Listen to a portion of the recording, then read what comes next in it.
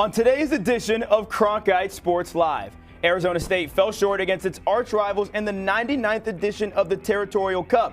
The Wildcats paraded the Teacup Trophy around Tempe, and we have plenty more from the end of ASU's regular season coming up shortly. And ASU Volleyball making its third trip to the NCAA tournament in just as many years. Fell short the last 2 years under head coach J.J. Van Niel, but last night, a huge win over Coppin State, a chance to double down tonight against Utah State. And Sun Devil Hockey has won 3 straight for the first time all year, thanks to a dynamic duo that plays with a mystical energy. We got all that and more coming up on Cronkite Sports Live.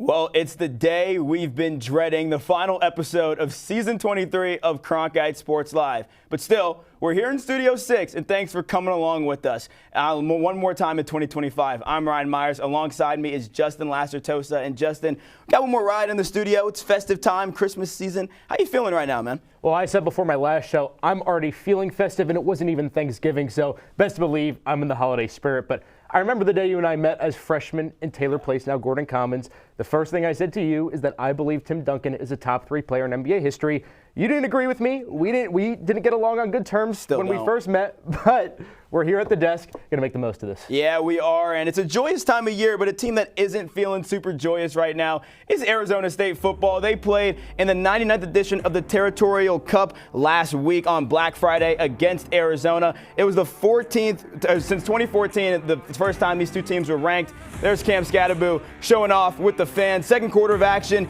Jeff Sims here running, making a man miss, and getting into the end zone for the first touchdown of the game. Arizona State took an early 7-0 lead in the second quarter. Jesus Gomez would miss this field goal off the post and just wide. Going into halftime, the Sun Devils would lead 7-3. In the third quarter, though, it was the turnover barrage. First one was a fumble courtesy of Jeff Sims and Raleek Brown. And after that fumble, Noah Fafita was able to make amends, finding his man Cameron Barmore in the end zone, and the Wildcats would take a 10-7 advantage in the matchup. And Jeff Sims would have to try to get this one back later in the quarter. He would look deep, looking for his man Turbo, Jaron Hamilton, way downfield, but Traden Stukes with an interception and a head tap over the defender, the defensive back, with an amazing interception in the fourth quarter. The turnover barrage continued. There's Sims hitting the Wildcats, Dalton Johnson, and Arizona State would fall 23-7 against Arizona, finishing their season 8-4. Kenny Dillingham has to live with a difficult time losing to the Wildcats at home for the second time in his tenure. Yeah, I mean, I told our guys in the locker room, this sucks. Like, this is horrible. Like, I have to live in this city. Like, that sucks. Like, I get a year of this game just around. That sucks. That's the best part about this game is you have repercussions for a year, right? I get to hear about it, right? But remove yourself from this moment of misery, and you guys, and I told the group, you guys have done something special. You guys took a program that was dead. You guys had them all raise their hand. Everybody who signed here when we were 3-9, which was anybody who didn't sign here this last year. Raise your hand. You guys all came here when we were dead.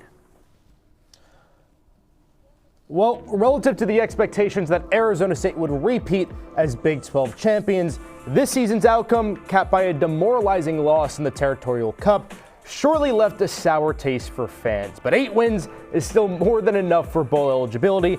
There's a couple of options on the table, and it feels like the Sun Bowl in El Paso, Texas on New Year's Eve is the most likely destination. The 92nd annual game features an ACC team against a legacy Pac-12 program, and ASU certainly fits the profile. They're no strangers to El Paso either. They've appeared in the Sun Bowl 4 times this century, most recently earning a win over Florida State in 2019. If ASU does land in El Paso, projections point to matchups against one of Clemson, Wake Forest, or SMU. Other options include the LA Bowl on December 13th, which features a legacy Pac-12 school and a Mountain West program, the Alamo Bowl on December 30th featuring 2 Big 12 programs, and the Vegas Bowl on New Year's Eve featuring a Pac-12 program and a Big 10 or SEC school. Bottom line, the Sun Devils have one more chance to close 2025 on their terms, and as soon as that final whistle blows, attention shifts toward the transfer portal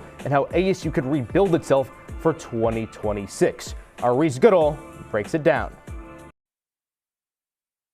The transfer portal has become one of the most impactful paths for a college football team to build a successful roster over recent years.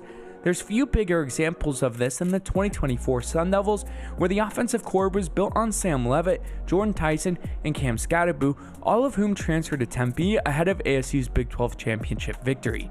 However, the same cannot be said for the 2025 Sun Devils offense. Ahead of this season, Kenny Dillingham welcomed running back Kanye Udo, tight end Kamari Anderson, and wide receivers Jaron Hamilton, Jalen Moss, and Noble Johnson to the Valley of the Sun.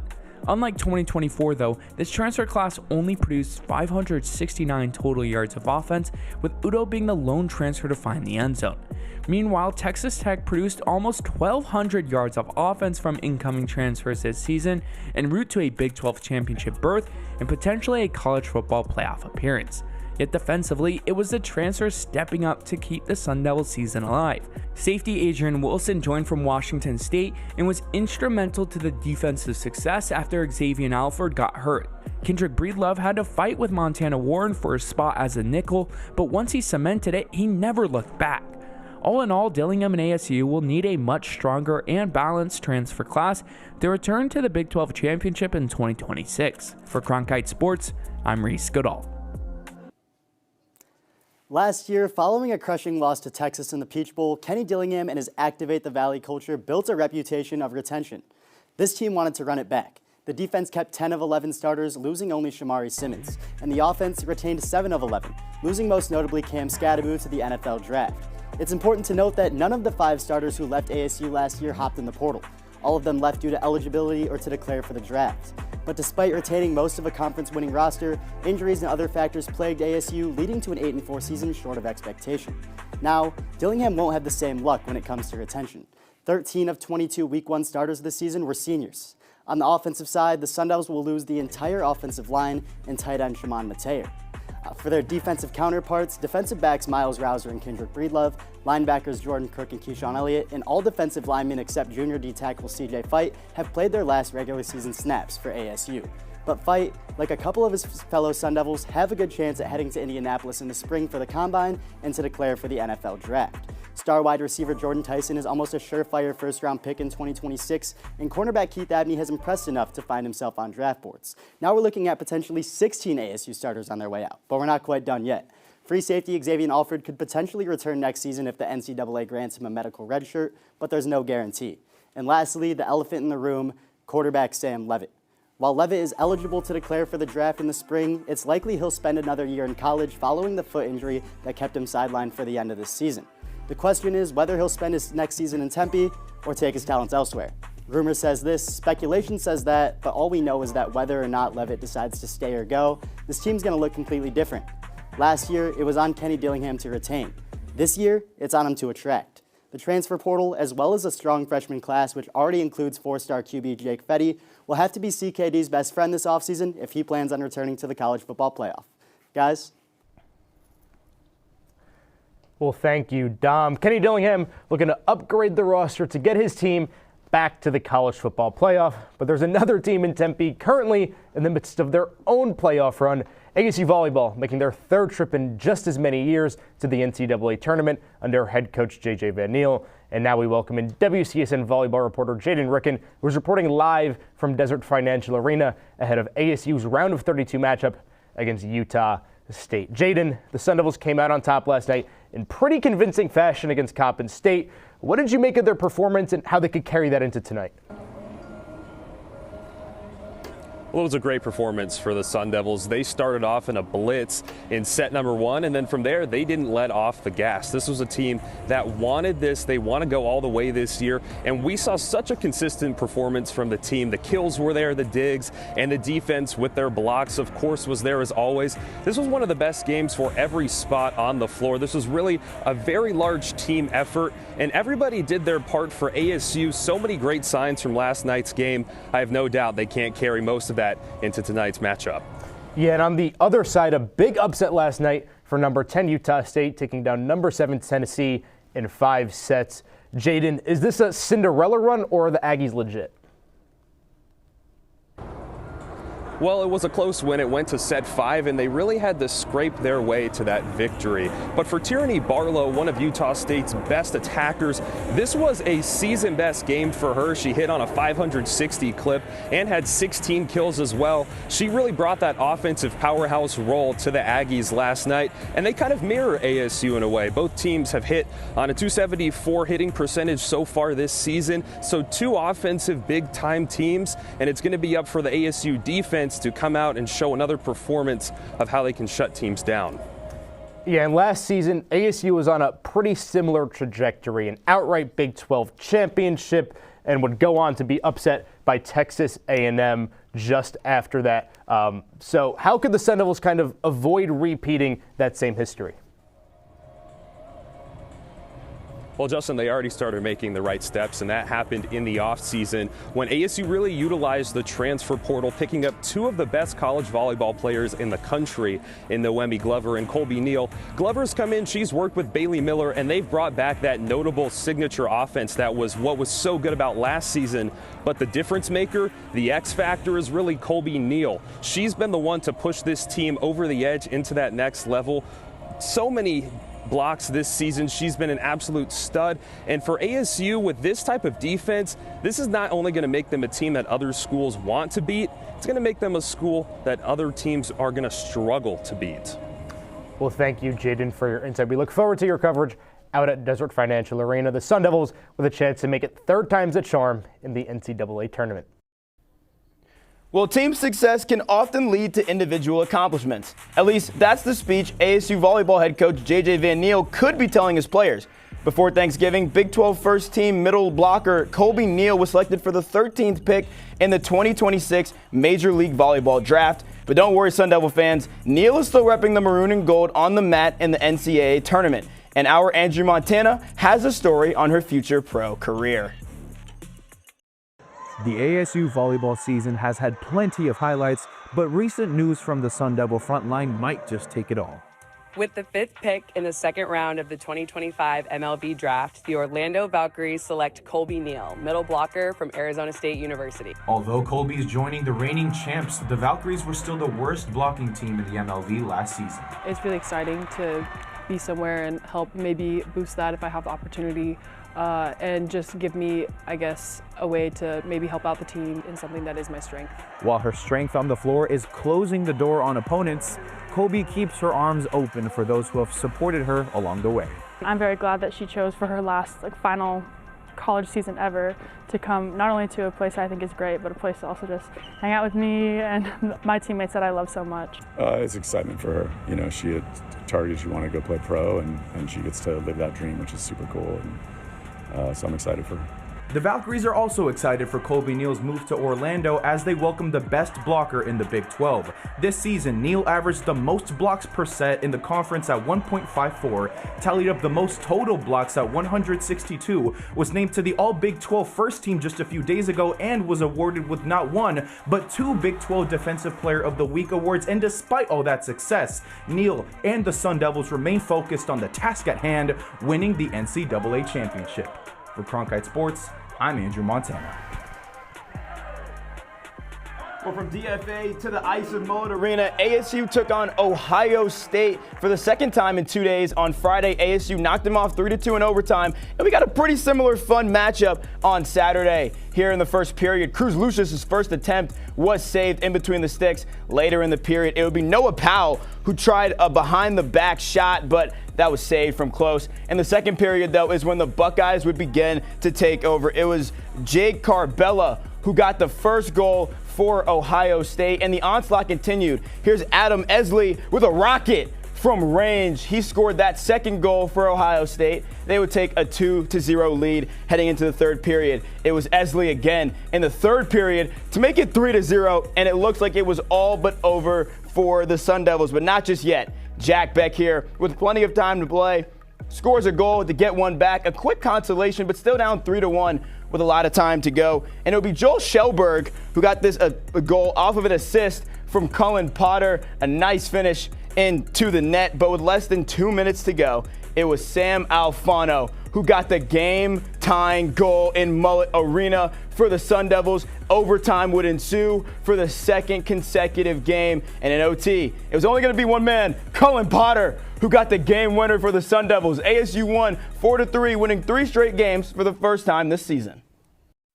That last 15 minutes, if that's not relentless hockey, I don't know what is. So first the pucks, winning battles, winning races, driving to the net, getting pucks to the net. It just was everything that we want to be. And I want to thank our fans because they didn't leave. They could have easily got up and started heading for the exits down 3 in the third period, and they all stayed, and they really powered us through that.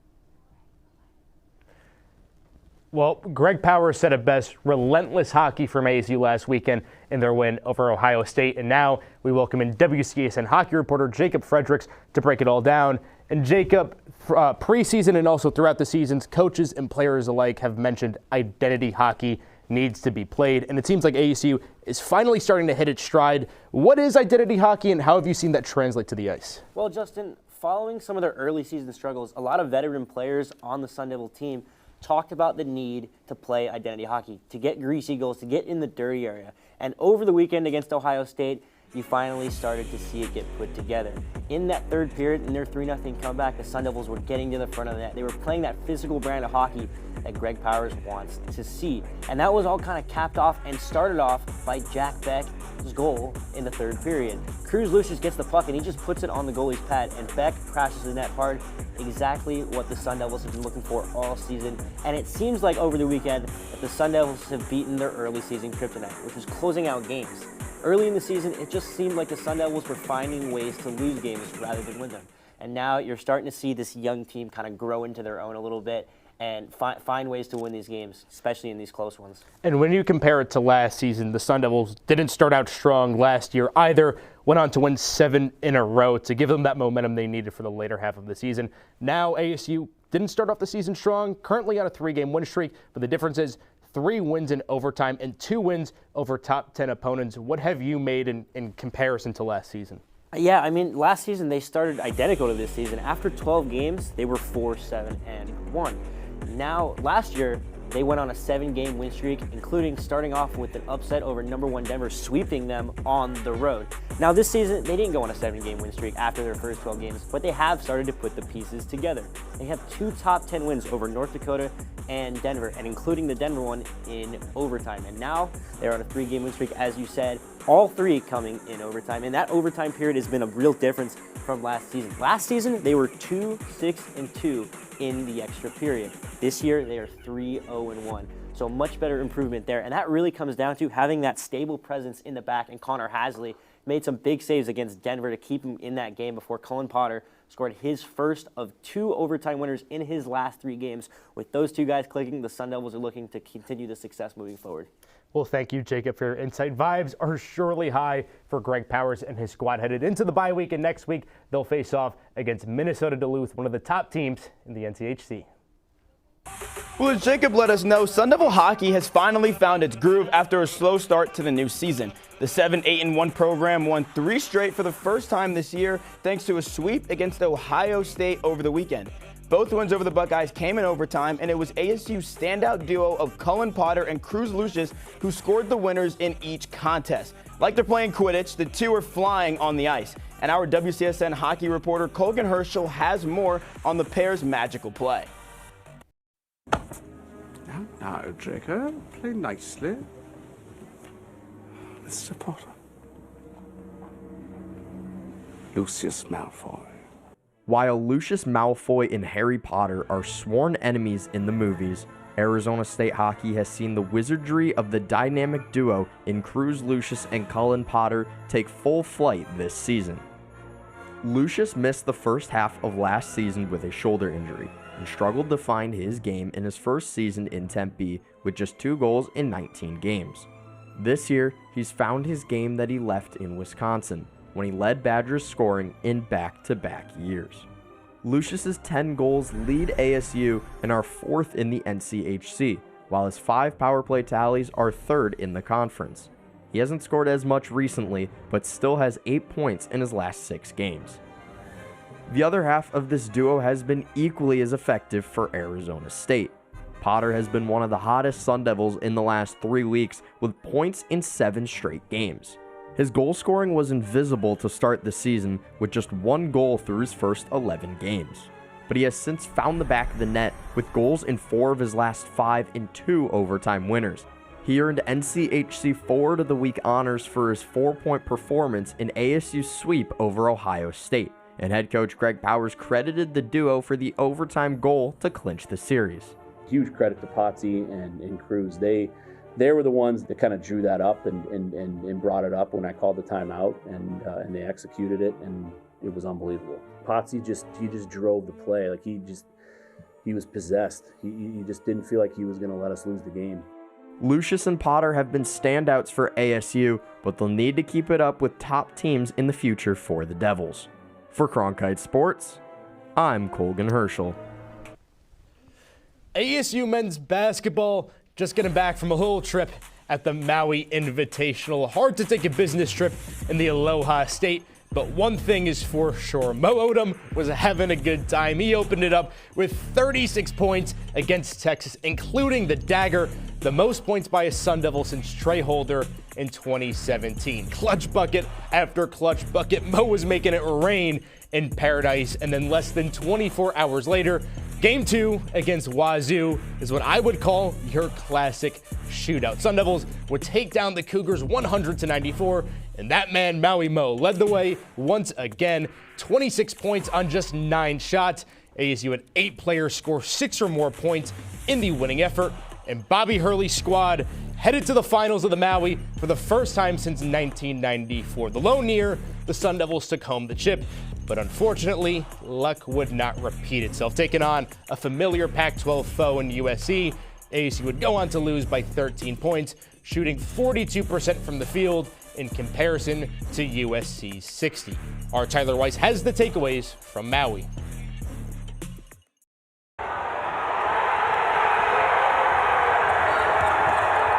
Ho'omau, a Hawaiian word that means to persevere. It's also a word that captures the spirit of Bobby Hurley's squad in Hawaii. Over 3 days of the Southwest Maui Invitational, ASU played 3 teams, Texas, Washington State, and USC. And despite winning their first 2 matchups, the Sun Devils led just 19.7% of the time across all 3 games. The Maroon and Gold fought its way to the championship game thanks to some late-game heroics. But how did they manage to do so? Well, it's hard to credit all team success to a single player. But it's hard to downplay Mo Odom's role, especially in Game 1 against Texas. The Longhorns surged to a 76-66 lead with 7 minutes left, but ASU persevered down 10 points. After that point, the Sun Devils outscored Texas 21-10. Odom scored 13 of those 21 points, including a go-ahead 3-pointer with just 10 seconds left.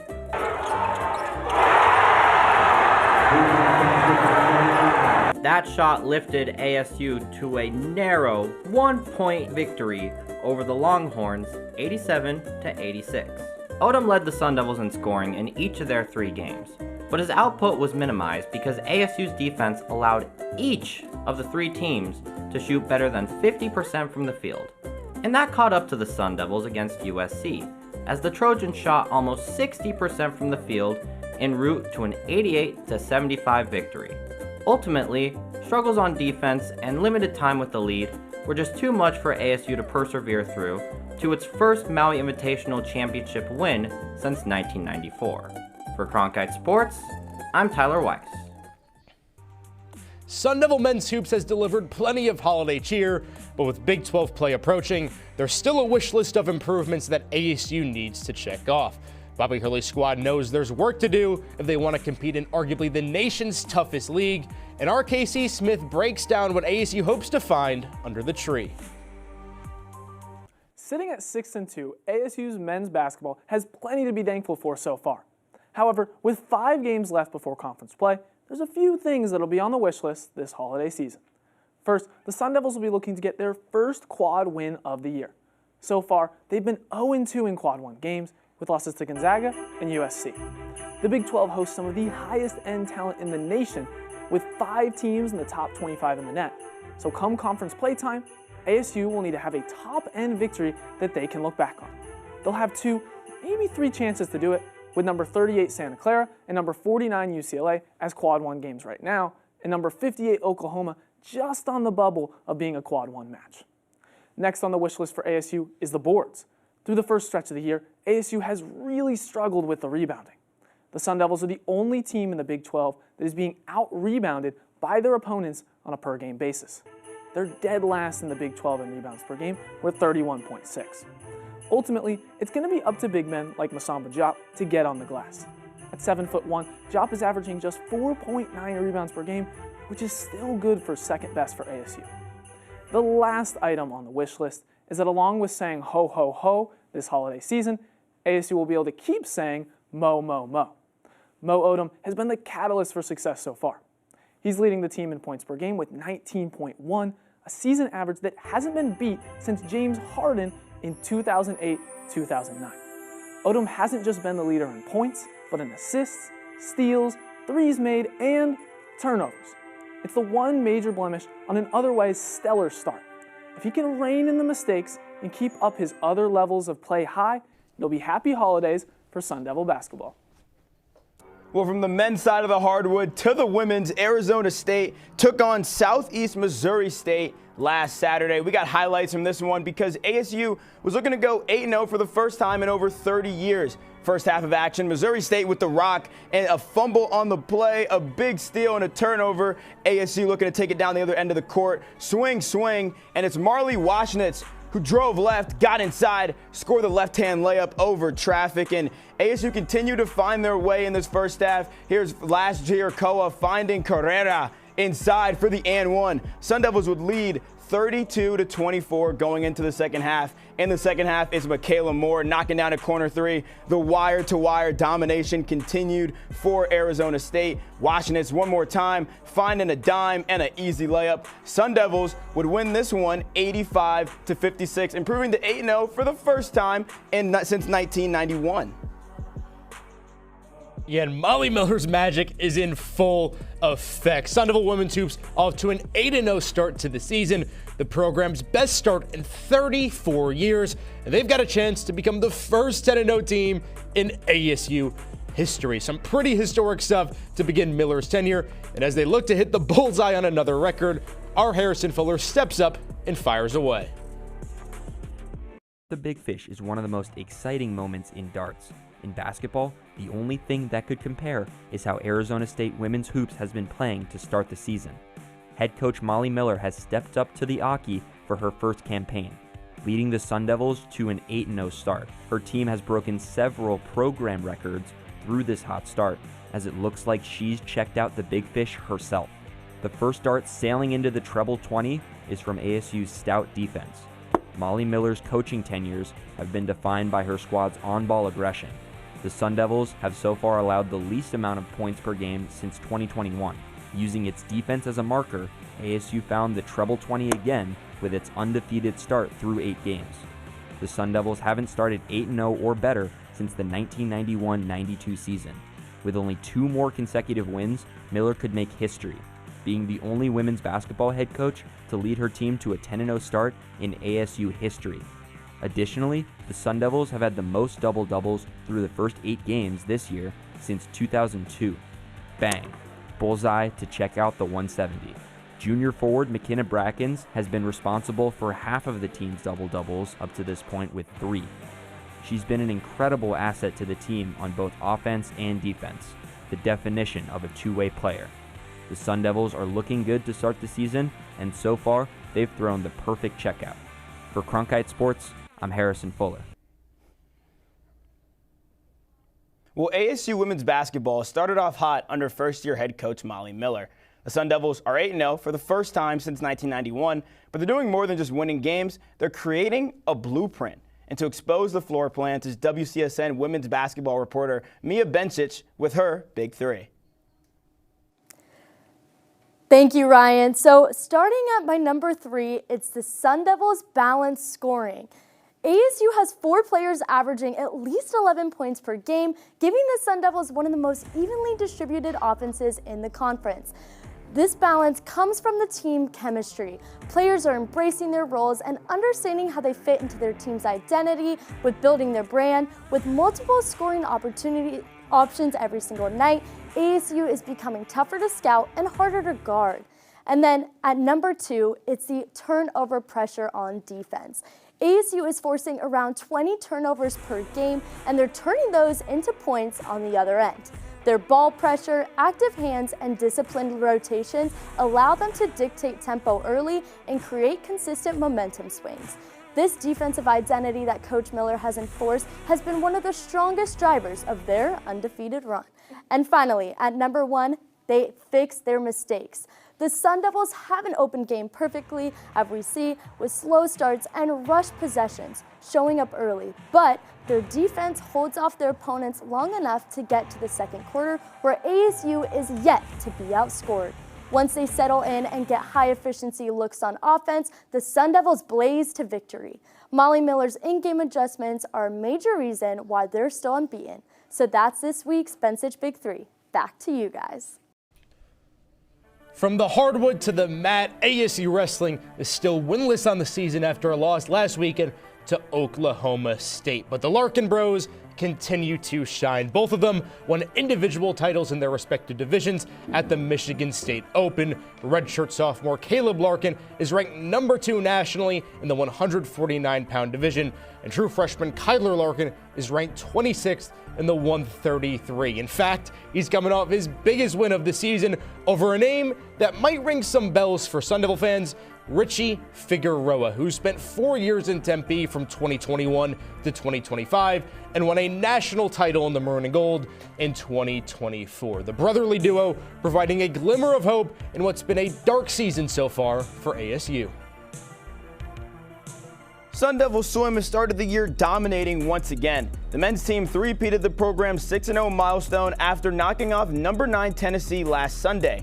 However, the women's team has faced early season struggles, losing 4 of their last 5 meets, albeit all were against ranked opponents. But the men have been there to even out the program's overall record when need be, and our Braden Foxwell has the breakdown of the Sun Devils' lopsided success.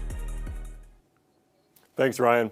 After beating USC back in November, swim coach Herbie Boehm said that his squad likes to watch Michael Jordan highlights before swim meets, and I think it might be working because, like Jordan in the finals, the men's team is 6-0. Ranked number 2 in the country, the standard of dominance from the men's team proves to be true once again.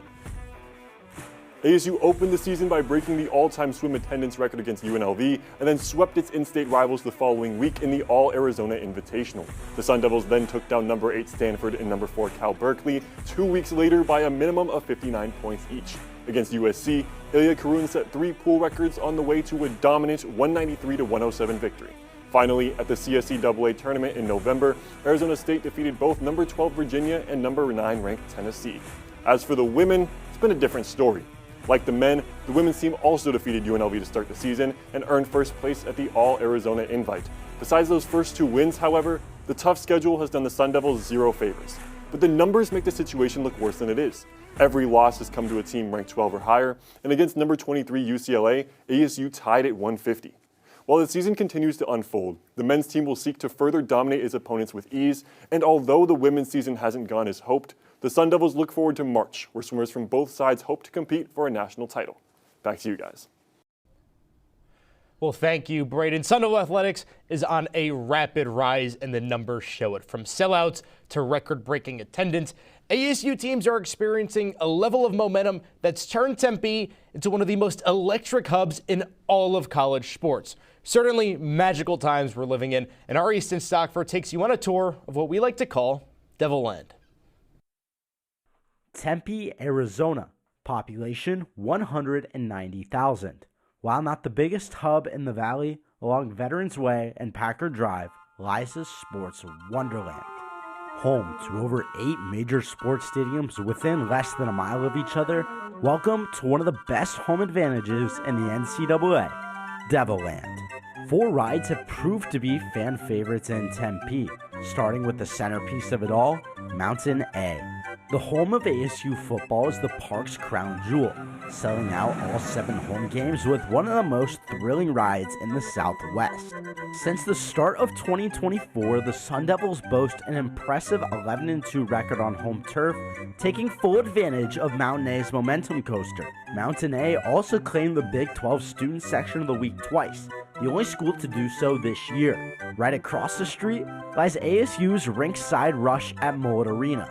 Although smaller in stature, Mullet Mania is still in full effect, averaging nearly 90% capacity at every home game and achieving more than 50 consecutive student section sellouts. ASU has claimed over 60% of its games in the building, including a 50-50 split with teams in the top 3.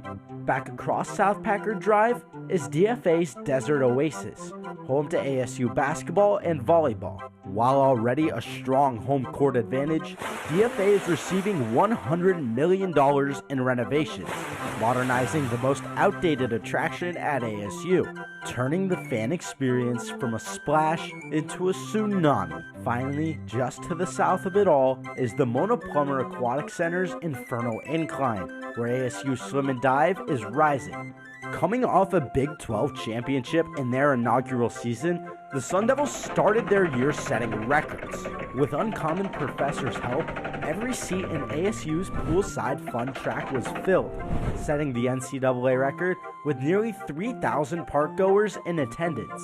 Devil Land is one of the fastest growing sports centers in all of college sports, and it's only getting bigger. Tempe's gates are swinging open to bigger crowds, and with new attractions popping up every season, the Sun Devils look ready to turn the park lights even brighter. For Cronkite Sports, I'm Easton Stockford. We got some of the best plays from Devil Land from the entire semester, and at number 5, here's a goal from Peyton Marcis, top of the box, side foot, half volley, and a beautiful finish.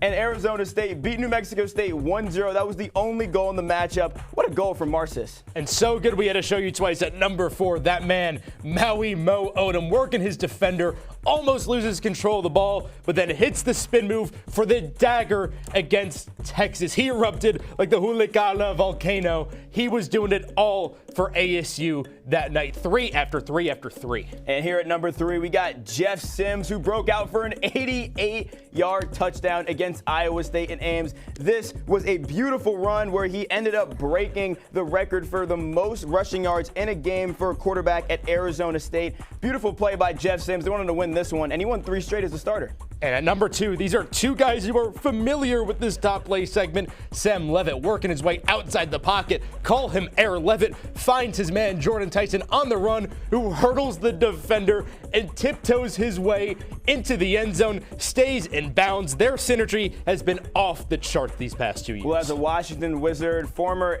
player Paul Pierce once said, "Hey, did I call bank? No, but I did call game." And Marley Washington did the same for Arizona State in their win over UNLV. A beautiful 3-pointer to win it all. And with some not top plays, that's the man sitting to my right, Ryan Myers. Oh, man. A brutal air ball at Moonlit Madness, but I promise you I hit the shot right after. Hammies were a little tight then, man. Had to wipe the hands. And Jeff Sims might be saying the same after these run of turnovers. There's an interception on a deep ball where he tried to get that one going. And then later in the game against Arizona, he had a fumble in the second half, but the turnovers didn't end there for Jeff Sims. In the fourth quarter, he had another interception. He'd had 4 turnovers on the day, including 3 interceptions. Tough time for Jeff Sims that day against the Wildcats. And coming in at number 3, first it was U Myers, now at the expense of one of our other fellow anchors, Jacob Brooks, out in Camp Tantozona, and gets ran into by Jalen Moss in that defensive back. I was standing right there, helped him up. He's okay now.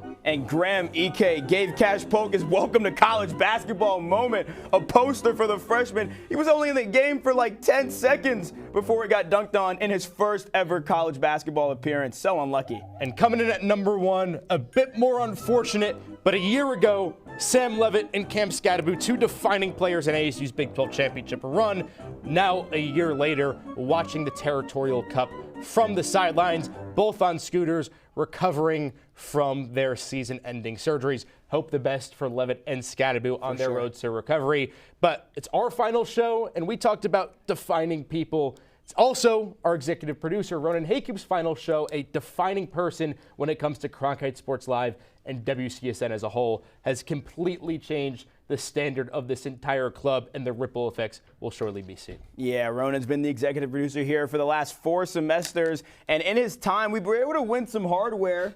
Got a couple of these bad boys, Rocky Mountain Emmy Awards, courtesy of Ronan Haycoop's hard work. We appreciate everything he's done for the show, not just because of these beautiful awards, but because of the way he's been able to be a great leader, friend, and mentor for so many people through this club. It's reached new heights under him, and Ro, we thank you for all your help. But if you don't think you want to take it from us, we got a group of people who also give you a nice little goodbye as well.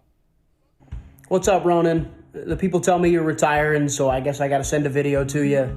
Congrats on 4 years at CSL and 2 in charge of the whole thing. I'm sure it felt like 45 having to work with Jack Brooks and with Jason Teeter the last couple of years. I think you'll really enjoy the beach, bro. I'm really excited to see you out there. Congratulations, and looking forward to see what you do next. Hey, congratulations, Ronan, on your last show. It's been so inspiring seeing how hard you work on the show every day, every weekend.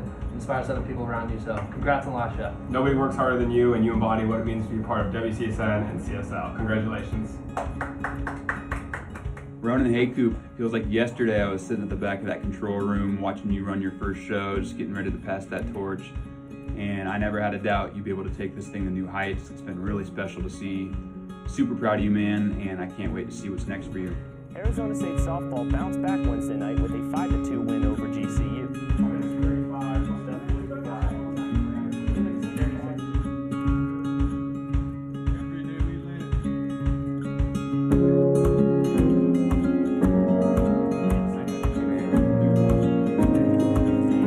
Miss it everywhere on the floor. It comes down to me. I can take full responsibility as a man.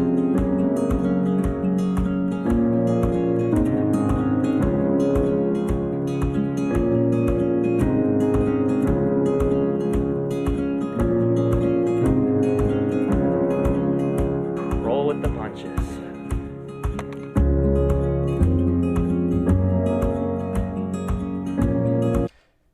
So cool for our guy Ronan Haycoop, the executive producer at CSL from seasons 20 to 23. The one thing I will say, please learn how to spell once you get your first gig outside of Cronkite. Oh, that's messed up, man. Ro's did a decent job with everything else. Man, we thank you for your time, Ro. It's been a pleasure to be working with you and alongside you. This show has cultivated the last 4 years of our lives, and you've made the most of it. So congratulations, buddy. You deserve it. Well, for our final time here at the desk, that's us. Well, with all of this off-season movement already on its way pretty much, Justin, we're going to bring you into the studio. Glad to have Justin Lacertosa right beside me now. As you said, it's always important to really see and evaluate how the new transfers fit on their new teams. And luckily for ASU, Kamari Lands fits with them like a glove. Right now with the Sun Devils. For more on her impressive start for the Bradenton, Florida native, we check in with Ryan Myers. And Asia Colon has been the standout forward for Arizona State women's soccer thus far. Colon has scored 4 goals for the Sun Devils in 5 matches, including 2 goals. Previously on Sun Devil Destinations, I took the liberty of being your tour guide as we embarked on a journey across the West Coast. This time around, we're headed to the Bay Area, where the Sun Devils have a jam-packed weekend ahead.